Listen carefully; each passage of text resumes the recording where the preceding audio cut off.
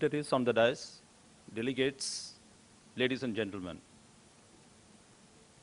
At the outset, I would like to thank the Department of Finance and Planning, Government of Maharashtra, and the organizers for giving me this opportunity of briefly sharing our thoughts on the issue of innovations in banking and also the revolutions in banking and financial services industry to reach the last mile, a very topical subject, I would say. Banking and financial services industry has been a key catalyst in the economic development of our country. Banks have always been supporting the socio-economic development agenda of the governments in the past and in the present, and will be supporting in future.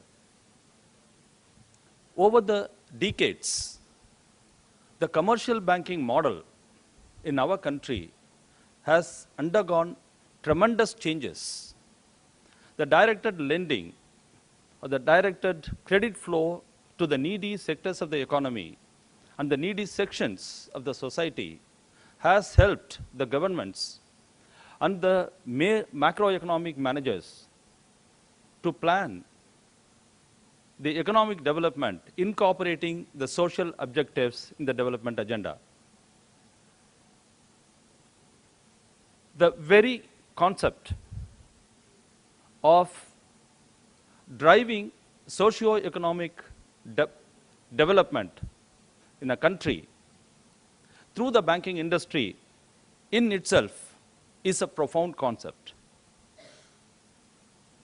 The banks have always been there in all these plans, in all the socio-economic development plans of the government, making them quite a lot of success. Today, the planners, the policymakers, the leaders in the government, and the banking industry professionals can proudly proclaim the remarkable success achieved in meeting the objectives of this socio-economic agenda of the government.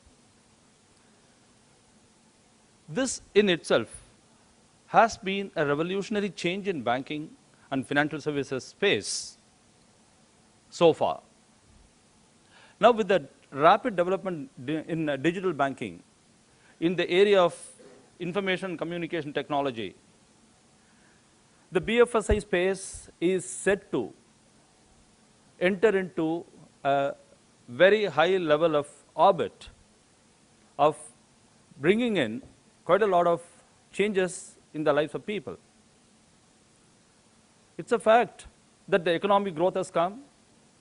Even if the economic growth has come, we have seen that access to banking and financial services has been inadequate in many parts of the country, and large sections of people have not had access to banking facilities. In this context, the Prime Minister's Jan Dhan Yojana came in as a revolutionary concept. This scheme aims to achieve multiple objectives. A bank account with OD facility for every household in this country, a massive country. Our census processes have had discrepancies and difficulties and problems. A lot of plans have entered into many kind of problems, have not met the desired objectives fully. And this is a concept which is again a massive concept, a massive change in the way the plans have been implemented. And the approach has to be very perfect in achieving these objectives. In addition, the scheme aims to achieve cashless society.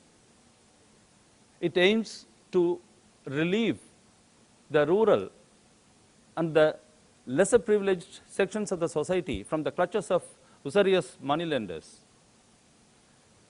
It has aimed to create a national database of all households in the country in effect creating a wired nation. It's aiming to reduce the leakages and wastages of government expenditure, save the resources which can be used for developmental purposes. Now, the concept is revolutionary. Plan is very good, but no great plan or no great concept can work unless they are executed properly. Here is where the difference has come as far as the PMJDY is concerned. The project has been so beautifully designed and driven so meticulously, taking forward step by step, stage by stage, and also at the speed at which the plan has to be driven. Now, it's not a small achievement. Mr. Bakshi has stated that it has entered into Guinness Book of World Records. Now, the innovation here or the revolutionary approach here comes in the form of planning this scheme and driving this scheme. I hope most of you are aware, every week there is a video conference from the Department of Financial Services, Ministry of Finance, Government of India, interacting, understanding what are the difficulties and problems, sorting them out, giving solutions, and driving them and taking the plan forward. In a span of about 5 months, 2,26,000 villages and wards have been surveyed, 21.06 crores of households have been covered, and bank accounts have been opened for every household which doesn't have a bank account. A total of 12.36 crores of new accounts have been opened by banks. The balances mobilized, mind-boggling, 10,217 crores of rupees. This scheme has provided employment to 1,25,000 people of the business correspondents or bank mitras. A stupendous task achieved in a very short time. It is because of the commitment from the banking side. It is because of the way the plan implementation has been monitored and speeded up by the government from all areas, creating appropriate ecosystem for the plan to get implemented and work and go forward. This has been made possible with not only the concept, but a proper planning and implementation and monitoring of the implementation. There are challenges in this. Going forward, what next? We have opened accounts. We have provided overdraft facilities. Here, the major way forward here is that we have got to provide credit facilities to all these people. It's a major challenge. It's not easy to decide. People who have opened zero balance accounts may be getting only the government subsidies or direct benefits, may not have much of a savings while they start with. How do you give them credit? 5,000 rupees is an overdraft facility, but it doesn't stop there. These are the people who have never stepped into the banks for various reasons. Now today, they all flash a card, RuPay card. I can go to an ATM, I can go to the BCI, I can go anywhere, and then swipe the card, take money. And this encourages them to save. 10,217 crores of rupees have come on all these accounts. They are set to increase with the development process going on. Providing credit facilities, operating these systems across the country, in nook and corner of the country, is going to be a major challenge. The way forward is that, in fact, one more major point was also raised by Mr. Bakshi. Even educated people are not able to understand the banking products and services sometimes. It's a fact. Everybody will agree with me that we are all not very thorough, even in the banking sector. Not all bankers are very thorough about the various products available and the comparative efficiency of the products or even the cost of the products. Here, these guys who have never gone into banking, who have never stepped into a bank, how are these people going to avail the banking facilities? Opening of the accounts, it doesn't stop. We have got to provide effective banking facilities to all these people. Financial literacy. This is going to be next stage for all of us to provide the financial literacy at all these areas so that people will understand what kind of products and services are available from the banks. There should not be any misconception. There cannot be any mis-selling of our products or services. People should not assume that these are all things that are available. Life insurance is available on all these accounts up to 30,000 rupees, but there are limitations. There are terms and conditions. Accidental cover is available, accident cover. But again, there are conditions, there are limitations available. Even many of the bankers are not aware of this. But how will the customers be aware? We need to see that the financial literacy reaches all these customers at every point so that there will be effective utilization of these services and effective commercial interest in the banks in operating the scheme as we go forward. The other problem is infrastructure, connectivity. There is a model digital village that has been supported by ICICI Bank in Gujarat.